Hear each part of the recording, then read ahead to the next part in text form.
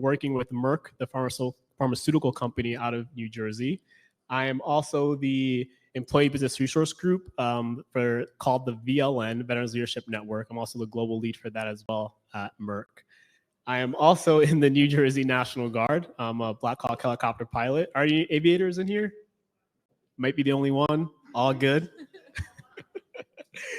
But really excited to talk to you about some of the different programs that there are to connect companies and transitioning service members.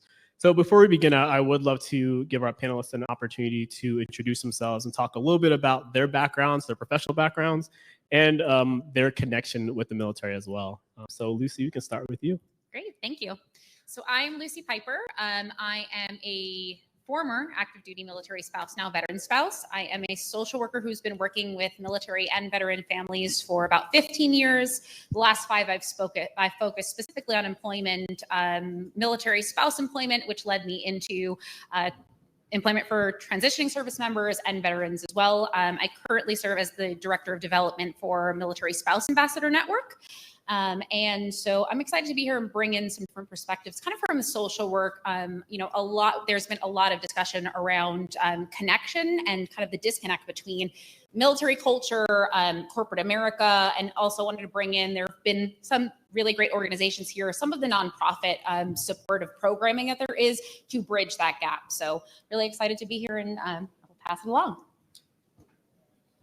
All right, good afternoon, everyone. I'm Bettina Brave, a Air Force veteran. I do not play golf. That's just what to say. I don't know why it's a thing. I'm currently the Director of Talent Acquisition at Ingalls Shipbuilding. And for those that are not familiar with HII, we are the sole supplier of the aircraft carriers for the Navy, as well as the destroyers, and we also build the Coast Guard cutters. How many of you are familiar with the movie Top Gun? Yeah. We built that carrier in that movie. Oh, no way. So we like to say that we build freedom, and that's what I represent on today. Hey everybody, I'm Rich Comets. I'm a Chief Operating Officer at American Corporate Partners, or ACP. We're a nonprofit that really provide career advice through mentorship for transitioning service members and active duty spouses. And I'm an Army vet, retired in 2019 after 23 years. Really get to see the impact that nonprofits can have on the military transition, and then also the positive impact that it can provide for companies. So I'm really happy to tell you a little bit more about us and some of the other organizations, because I think that it's important for the transitioning service member and the companies to use the right assets and the right organizations for what they need. There's a lot of different organizations out there, and all of them are good, or most of them are good, but choosing the right one is important. So, and I want to thank anybody that's partnered with us already out there, and if anybody wants to be partnered with us, we can talk. We're partnering with you. Good afternoon. I'm Len Tokar. I'm from Harrisburg, Pennsylvania. I'm a manager with Public Consulting Group, which is a Boston-based consulting company. I provide IT business planning services to state and local governments in the areas of health and human services, specifically help them with their integrated eligibility, their child care and early learning programs, child welfare programs, and also medical assistance waiver programs. I serve as vice chair on PCG's Military Employee Resource Group. We just had our 1-year first anniversary since implementation, and I'm a retired Army Field Artillery officer. Wonderful. So to just dive right in, what are some of the different programs that you think are at the top of your list for connecting service members with different companies? I guess I'll start. So there's an Army program that's been around since 2001. It's called Partnership for Your Success. I was familiar with that. I was commanding the Harrisburg Army Recruiting Battalion when that was implemented, so I was familiar with it. It has evolved over the last 23 years to where it had been originally focused on an enlistment tool for soldiers when they enlisted. It's kind of changed. It still does that, but now it's focused also on soldiers that are within, I think, 1 month, 1 year or 6 months of transition, which they can join. And it's across all the Army components, and it fits in our recruiting cycle for corporate. So it actually favors business more. It works like Indeed. You have a formal partnership with the Army and post your jobs and have interviews come in. So we're about 1.5 years into that. We've managed to finesse how the software works better so that we have more soldiers that are coming in for the interviews. And the other thing that we do is we're a partner with hiremilitary.com, and I'm bringing in the first Hire Military Skill Bridge intern under me for the company here this July. It's a Master Chief Petty Officer. She is in Navy Human Resources Command. She works in her human services domain. So she'll be coming in to intern under me at no cost to PCG, because she'll still be on the Army's or on the Navy's payroll. So I have her from July through October. So I'll add. So I am also, I know that there was another panelist who was talking about they were a third-year PhD student, so am I, and focusing in integrative social work. One of the things that I've really focused my dissertation on is how many amazing resources there are for this community. We're really blessed to have so many organizations who want to step in and to support transitioning service members, veterans, and spouses. But a lot of organizations struggle with getting connected to those folks. And even more so, I think, than those organizations struggle with connecting back to corporate America and making that holistic support, throughout. And so there are so many wonderful, and Rich can jump in also, because I know that I was at ACP with him a few years ago. So you've got ACP who works directly in mentorship.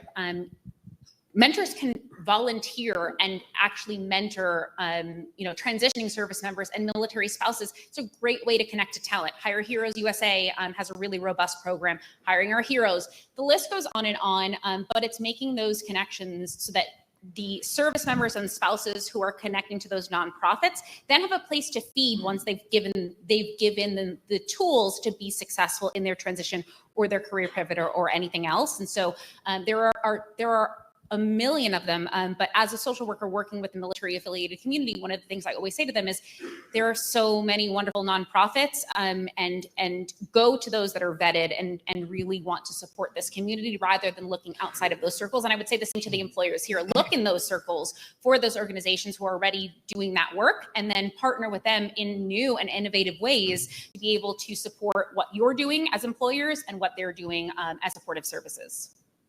Yeah, I would say I was going to talk a little about ACP, but I can do that after. But the one thing I'm really proud of what we do. But I think the important thing is that what I see a lot of people transitioning out want is, and we talked about this some of the other panels, where they might not have the experience or whatever else. So there are a lot of these organizations that provide skill bridges, internships, those type of things.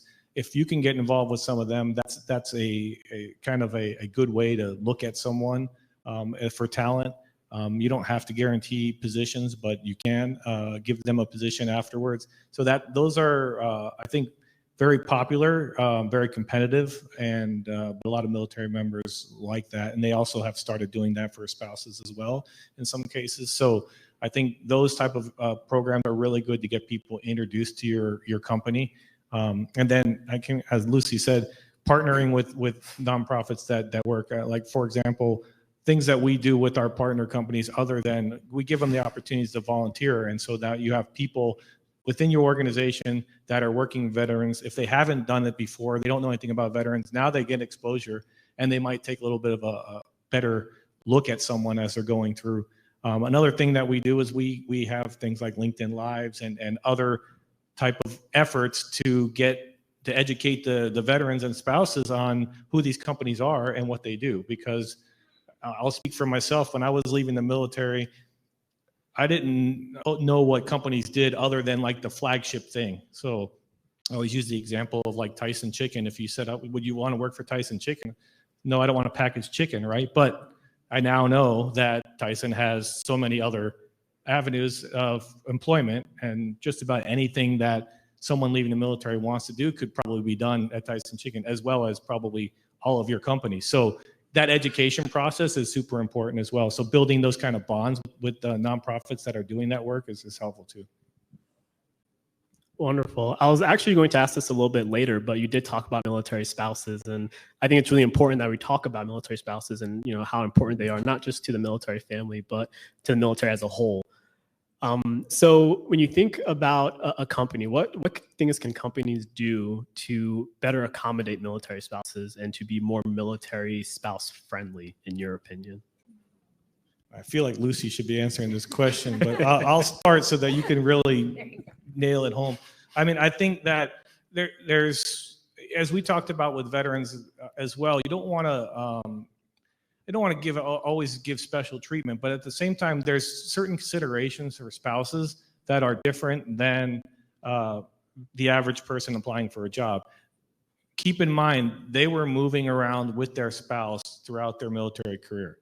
So before COVID and before remote work was in vogue, they had to leave their job every 2-3 years. They, because of the timing, might have picked whatever job they can get. So they could have a social work degree and be bagging groceries at the PX or commissary. They could not find a job and just volunteer. They might not be able to get a job because they're not going to be there that long. So all these things are factors. So there could be gaps, what one would consider a gap in their resume, or just kind of, if you look at the resume on the surface, it may look like, what is this person doing? They had, they were teaching, and now they're bagging groceries, and now they're, doing this and that. And it's because they wanted to work and they wanted to contribute to their community, and they figured out how to do it. So taking a chance to look at those resumes in a different way, talking to those people, you'll realize that there's such an amazing source. Because remember, especially when their spouse is deployed, they're the ones running the household.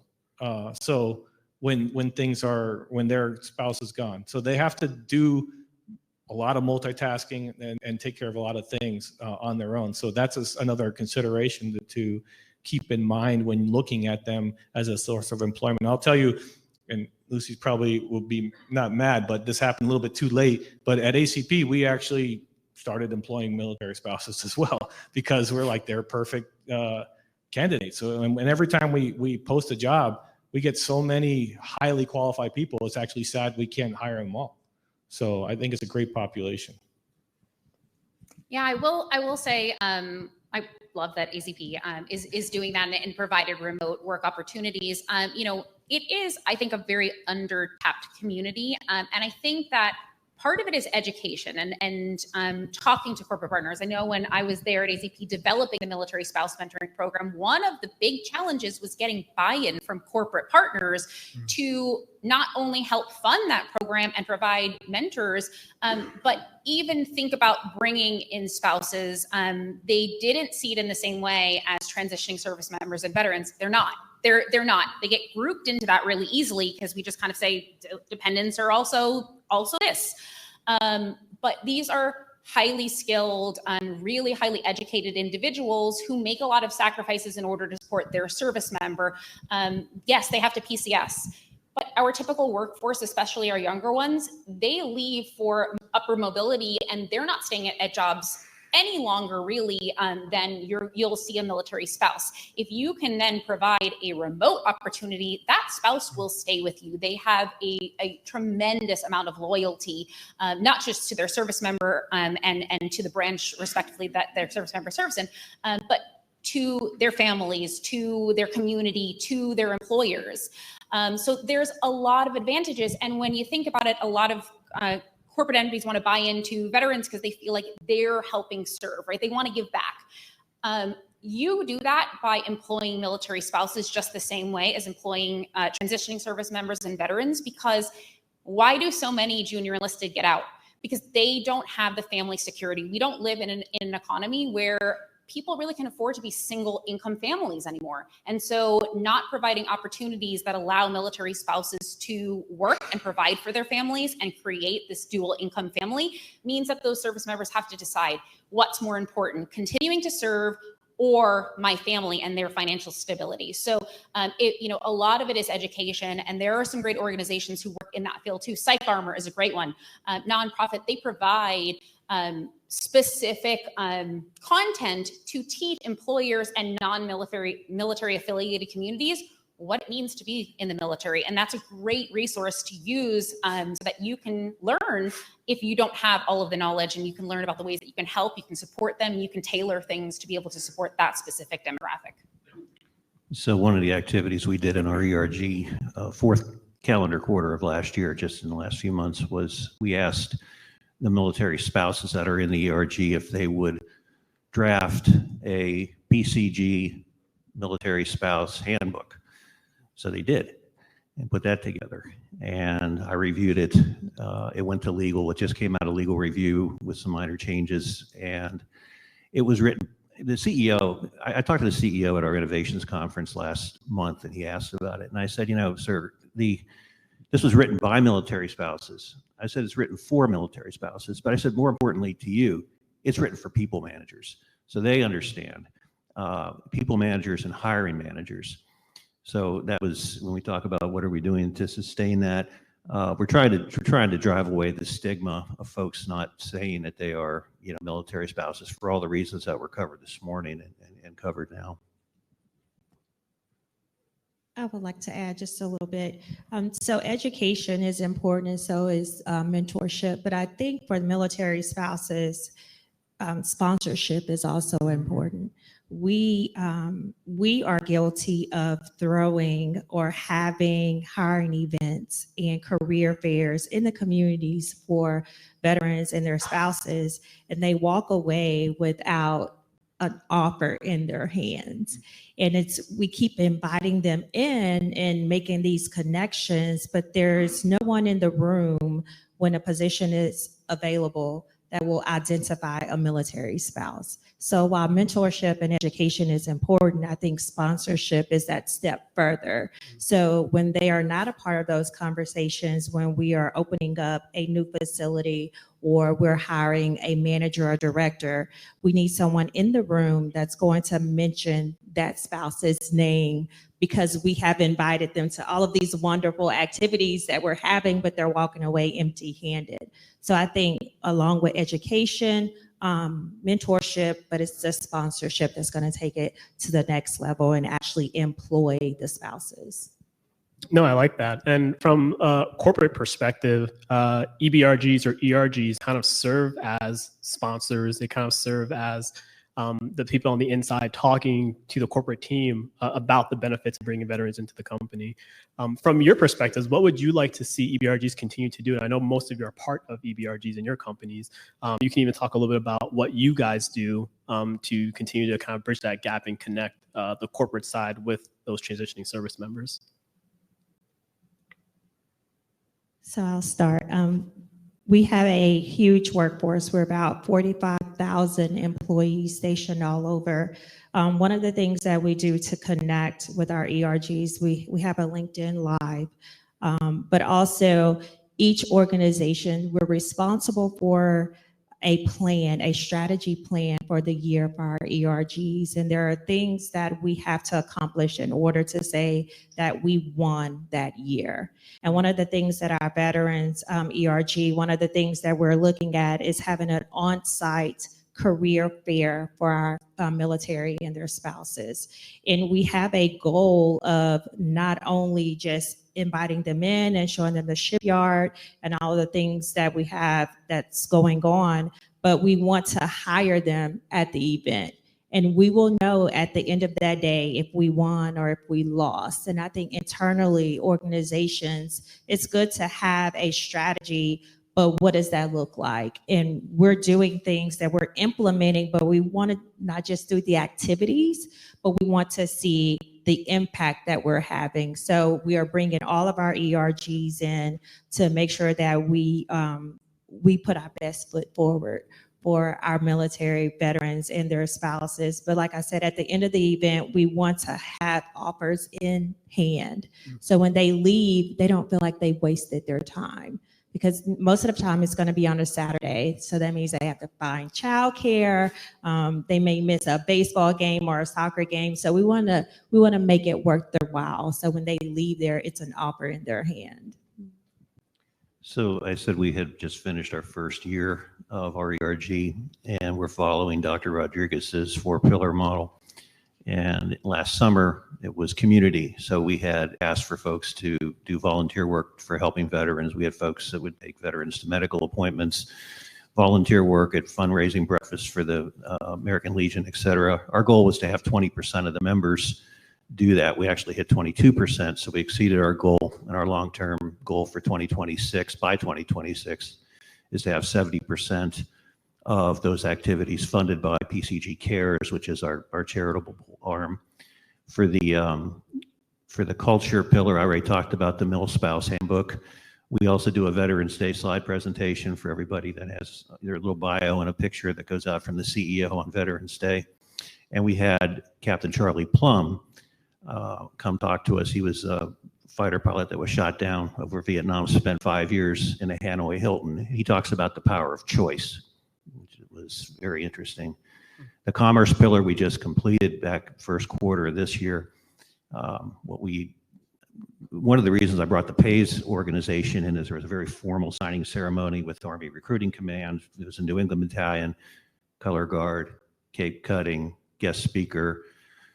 C-suite got on board really quick with that. And I did that to try to leverage business development, because ultimately the ERGs are supposed to become a viable business arm as opposed to, just trying to help folks. So one of the activities that we were doing was consolidating a list of the corporate SDVOB and VOB businesses, which we didn't have across the different divisions. And then for this upcoming career pillar for this quarter coming up, we're going to have the extreme ownership presentation, and corporate's buying the book for all the managers. I would say we work with a lot of corporate partners, and I think that there's a wide variety of levels of support for the military and the military community. And I think that as we were talking or thinking about this, the ESGs or whatever you call them in your organization, making sure that they are kind of all inclusive, because I think a lot of organizations have veteran support groups or inclusion groups or whatever. And it often does get, and those are who are supporters, which I agree, but there might be a way to, formally recognize that you're talking about spouses and their service as well. So that's just my 2 cents. And I would just say the last thing I would add is, and I think somebody said this earlier, is you have to meet that community where they're at, right? And so assessing what are the needs specifically, you can go in with your own agenda and your own thought of this is what I want this group to be about, or this is the mission of it. But if your employees, if they're not being heard and what they value is not being represented in that group, you're not going to have, people aren't going to subscribe to it, and they're not going to want to be a part of it. So you need to ensure that you're meeting their needs. Absolutely. And so connecting companies and transitioning service members, it's a two-way street. Service members also have to do their part as they present themselves to employers and such. And Fatina, you mentioned like LinkedIn, for instance, and I know a lot of transitioning service members, they may not have a LinkedIn profile ready until they realize, oh, I need to look for a civilian job. What suggestions do you guys have around that area, whether it be LinkedIn or any other social media that they can use, or any technology that they can use to prepare themselves for that transition? You're talking about for the service members or for the Service members. Service members. Yeah, I mean, I think that we've heard a lot about resumes, various levels of whether resumes are good or bad, and what they are. But the fact of the matter is, most people need a resume to get a job. So organizations that help people write resumes are super helpful. There's plenty of free organizations out there, and again, I work for ACP, so I'll keep talking about them. But anyway, with ACP, if you're a mentor at ACP, then you're kind of helping that person, explain to them what they should talk about their military career that would make sense in the resume that they're writing. So that type of help is super important. And I think LinkedIn is super important. You all know what tools you use to find people. And I think it's becoming more and more apparent to the military that LinkedIn is kind of the professional network that you need to, put your best foot forward. And so we try to educate people on that. There are a lot of different organizations that do kind of go through what at least the basics of building your LinkedIn and what type of things you should have. And I think that's important for them to do as well. So I think those two things are probably the most important things. And then obviously something like if they're not used to talking with people, learning how to, speak about themselves, learning how to answer some basic resume questions, I think is always super important as well, because we all know if they get to a interview, they're going to have to answer questions. They should be able to kind of frame some of the things that they've done in the military in a way that it is appealing to the interviewer. So I think those are the things that we try to educate people on, make sure they're prepared as they're going into it. And then as far as just on the other side of it, like what you all, the different social medias are out there and people use them for different things. But I would just encourage you to think about the crowds or the audiences at each of the different social media platforms and who you're going after and for what. We did a little kind of experiment and used TikTok for a while to recruit people or to let them know about ACP.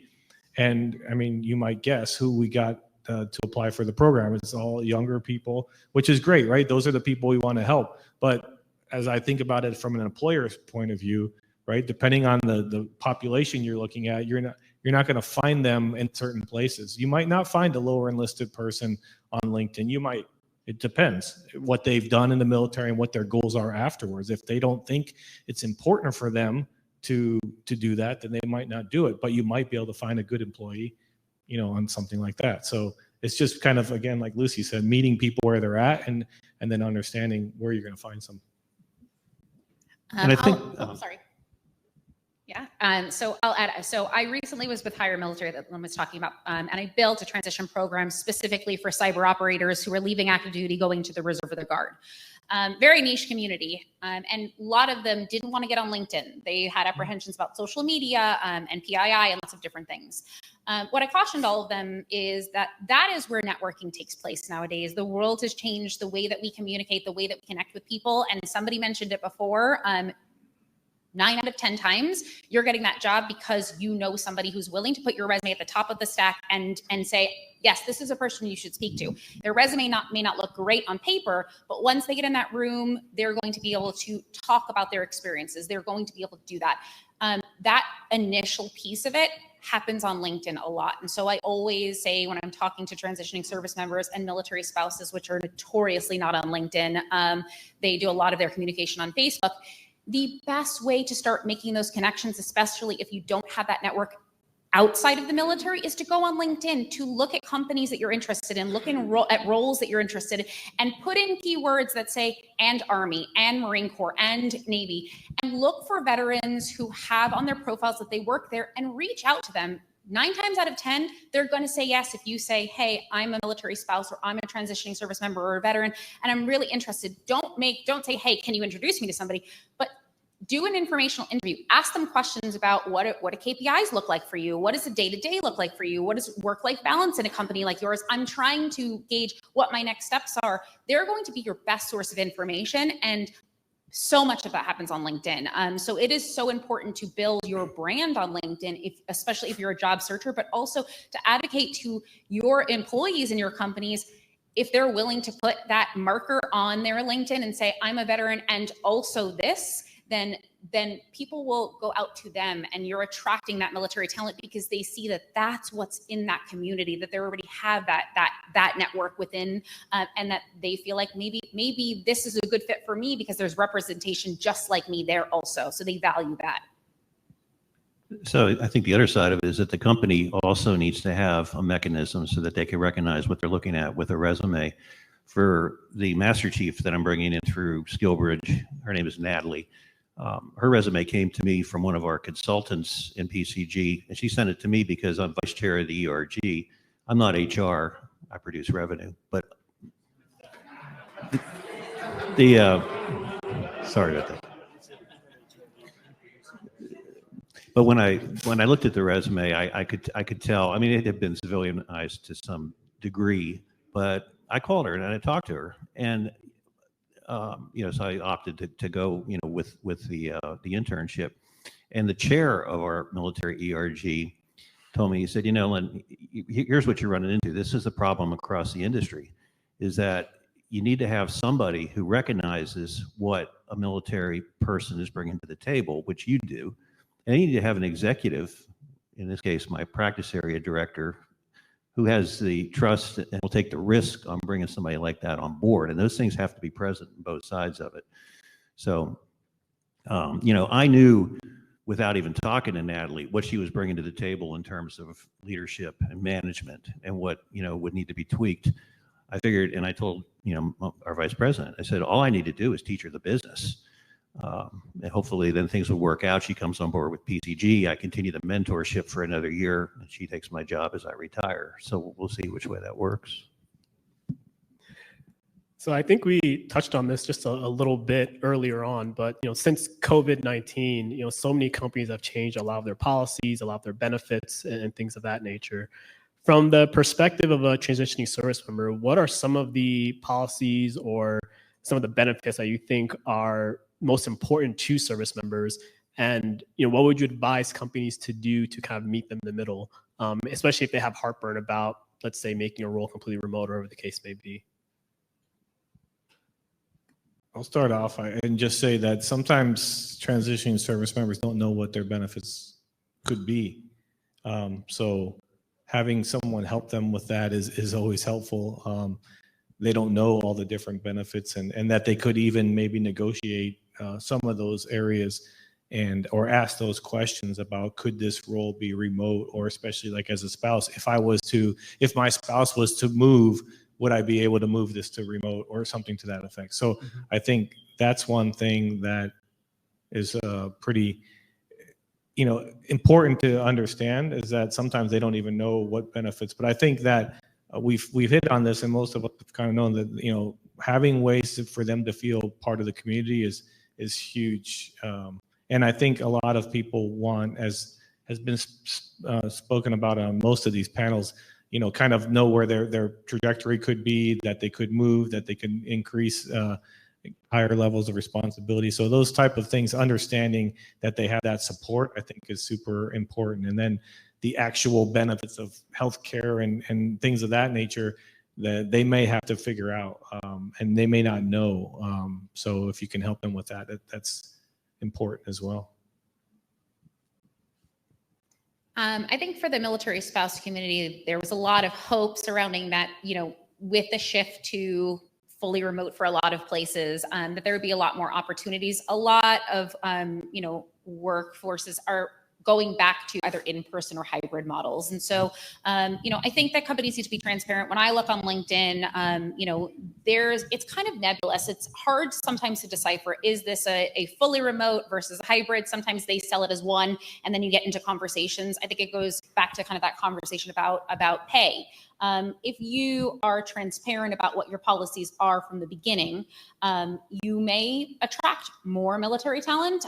You may attract different varying types, but it needs to be something that is part of that conversation and becomes normalized in conversation, because it doesn't necessarily mean in this post-COVID world that there are more remote opportunities. I kind of see things swinging back in some ways. And so I don't know that there's necessarily as much opportunity as I think that we within the community advocating for military spouses hoped there would be, unfortunately. Yeah, just one other thing on the flip side of that, sometimes military have seen a lot of remote work, and they come out thinking that they're going to prescribe the job that they want. I want a remote job in this city, making this much money, and they can't find it, which makes sense, right? So it's kind of, again, I think Lucy was right about, being transparent about what the job is and what the requirements are, and if they don't fit that requirements, especially when it comes to things like, having to be within so many miles of a headquarters or something like that, I think that type of stuff will be helpful. All right. So before we go into questions, any final words or bits of advice, whether it be for transitioning service members or for company leaders?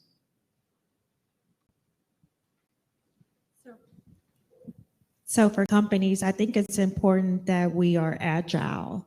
And for us, we've been around 100 plus years. 3 years ago, we would have always thought that all of our employees had to be on site 100% of the time. COVID hit, and now we're like, you can work from anywhere. We don't care, just do the job. So I think it's important that we're agile and we understand, we keep a pulse to what's going on in the community, and we adjust, because if we don't adjust, then we'll lose out on the talent. So that's the biggest thing as employers, is to make sure that we're agile. I would just say, we've heard this a lot today, but this idea of making sure that your people at your companies know a little bit about the military or have someone that could help in that way, I think is super important. And so the more you can either partner with the organizations that can help you do that, or to create programs within your organizations that help that, I think you'll, make better connections with the right talent that you're looking for. And again, a lot of these other veteran service organizations are doing good work of trying to help make that connection from the military community to the corporate America. So I think take advantage of some of those, and I think you'll be better for it. Thank you. Any questions?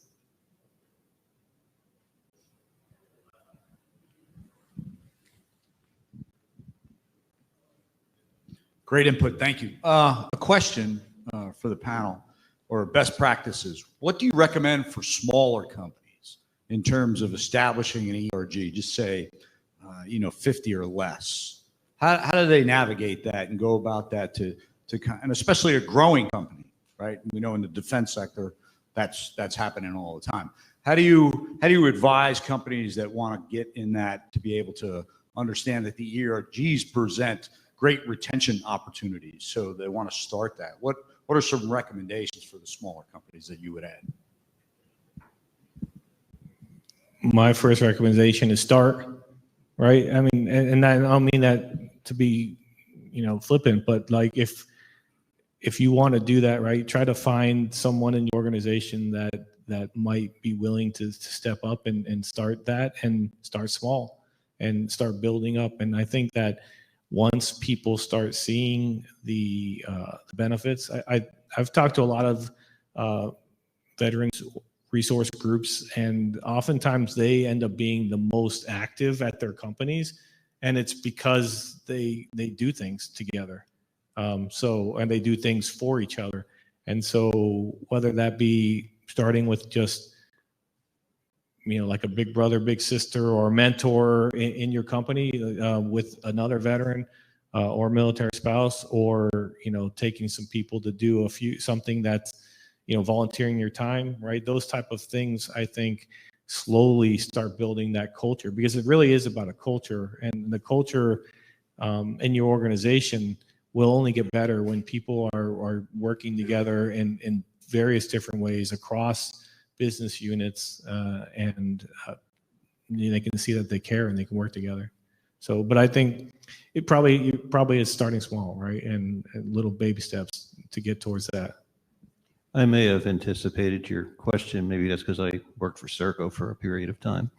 But I have a small disadvantaged business partner, a woman-owned business in Pennsylvania that I'm pushing about $6 million a year through. And it's Momentum Incorporated. Jennifer Oswald's the CEO. And I asked her in preparation for this, I said, what do you think? What do you guys do? Because you're limited to 100 people in Pennsylvania to be a certified small business. And I just see it even in my own firm. We're 3,000 people, and we got 80 people in our military network ERG, which statistically makes about sense based on, propensity to serve. And she said largely they do have several veterans. Some of them are working for me through them. And they tend to put those folks in the resume review. They put them on the job fair. If you don't know, Harrisburg has 4 large military bases around it. So they do career fairs, LinkedIn, and the Tech Council of Central Pennsylvania, which is kind of a unifying body among the IT companies in the area. So that's input, real input from a real firm. And I'll add on really quickly. For those of us involved in EBRGs, I know how challenging it can be to get people fired up to actually do things and actually volunteer their time outside of like their normal work hours and such. The very unique thing about veteran EBRGs is that we intersect with pretty much every other EBRG there is. So something that we do a lot, especially at Merck, is we'll partner up with other EBRGs for events. And so you combine resources, you combine funds, and you're able to put on a larger event than you would have been able to before. And that usually helps get people fired up and get a little momentum going. But I get how challenging it can be to get people to really volunteer their time sometimes. The VLN veterans groups tend to do really well. Just because we're military background, we just get things done. But I know it can be challenging for some other EBRGs. So, yeah, one more question. So I have a question. So I know the best programs and resources when you're talking about like transitioning veterans, but what about for spouses? So spouses are overlooked for, I know, a lot of things, but once that service member is no longer active duty, a lot of those spousal programs are no longer, they're no longer active for a veteran spouse. So not only is like the spouse kind of on the back burner once, their service member is active, they're kind of like completely off the oven completely once that service member is now a veteran. So can you kind of speak to any programs or any resources for a veteran spouse that's trying to, look for maybe a program or some resources to kind of help them transition because they're also transitioning, with their spouse as well? That's a really, really tough one. I always caution when I'm speaking to transitioning service members, if they have a spouse, tell them to get connected to these resources before they separate, because a lot of those go away as soon as they become veteran spouses. There are some organizations that do allow military spouse ambassador network, which doesn't work specifically with employment, but they just opened up to provide peer-to-peer mentorship for veteran spouses, knowing that there's a community that is really underserved. Hire Heroes USA also does allow their programming to be for veteran spouses, but a lot of the programs are for caregivers, for active duty military spouses, for Gold Star spouses. That's not to discredit that those populations don't need the services, but veteran spouses kind of really fall at the very, very bottom of that. And unfortunately, there just aren't as many as there are for all of the other military affiliated groups. Yeah, as I was thinking about it, that's what I was hoping you would answer first, because it is tough. It's very tough for sure. And I think, it comes down to resources a lot of times. But when it comes to what some spouses can do, I think that oftentimes there's a lot of things that are offered to the military service member or the veteran that, a spouse can take advantage of, maybe not formally, right? I mean, there's a lot of organizations. There's definitely some nonprofits out there like Blue Star Families and things like that, that they have a lot of programming and stuff. And I think that most of these things are free. So even if there is something that is not necessarily marketed for a veteran spouse, we have webinars. Our webinars anyone can watch them, right? So it may not say this is for a veteran spouse, but if a veteran spouse watches it and gets something out of it and, talks to a corporate partner about a job, then more power to them. So I think you have to be creative. That's not a good answer, but that's all I got. So we got one more. Hi, thank you guys.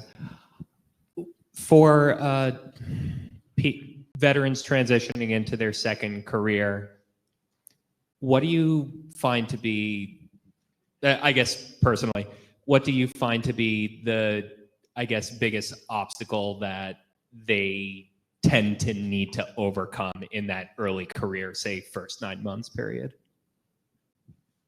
So for us, the shipyard, about 85% of our work is actually done building the ships.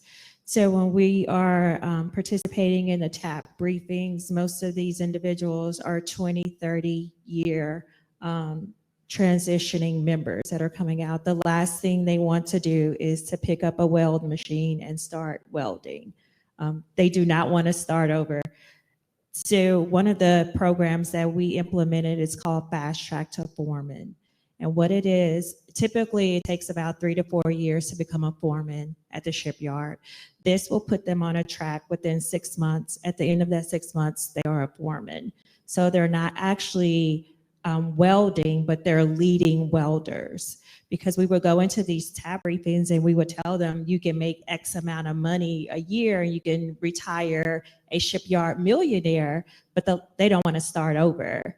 So we had to be agile and think outside of the box and say, what can we offer them? Because we need that leadership. The actual welding, we can teach that. We don't have the time to teach the leadership, which something that we get from day one. So the Fast Track to Foreman that's what it is. For 6 months, we teach them the trade. And then at the end of that 6 months, they are now a manager and they're leading a crew of 20 to 30 welders. So that's one of the things that we've tried to focus on is what can we offer them to meet them where they are. At some point, they have to start over because they have to learn that trade. But when you fast track them through and we can show them this is how much you're going to make, this is what you will be responsible for at the 6 month mark, then oftentimes we get, yeah, sign me up for that. Something I learned from Serco. I started with Resource Consultants back in 2002, and then it was acquired and it went through the Serco piece, but it's a mentorship program that they had established. So when I started, you may know General Sims, Earl Sims from Recruiting Command was my mentor, and we spoke the same language, which was very important, and he was able to teach me the business, and that's something that we do in Public Consulting Group now. I was going to say, I mean, as I was thinking about your question, there's a lot, oftentimes, depending on the situation, on the preparedness of the transitioning service member, it's a matter of how much time they put into their transition and if they could find a meaningful career rather than just a job. So those people that panic, they just find a job and they're happy that someone will hire them and they take it. And then they don't think about those things like benefits and culture and all those other things that are important. What do I want to do? What's the work environment? And then they're unhappy and they leave their job. And then we heard this statistic earlier that there's a large number of people that leave early. And I think that's because of their level of preparation. So I think that part of what can be done at the company level is obviously being transparent, but I think things like showing them the path and coming up with agile programs, I think that's an amazing program, because I think there was a LinkedIn study that came out in November that talked about a lot of employers don't know what to do with military experience, so they just don't count it. But you have those people leaving, whether they're officers or senior enlisted that have many years of experience, or even if they're not several years of experience, they have some experience. So when they do get into a job, knowing that they can't, walk into a C-suite level job and they take maybe a little bit lower, they end up, moving up faster. So I think having programs where they can move up faster, mentorship programs, or at least some way to kind of check in with them. And if you have a fair amount of veterans in your company, being able to have another veteran check in on them, and it's almost like translating for them, right?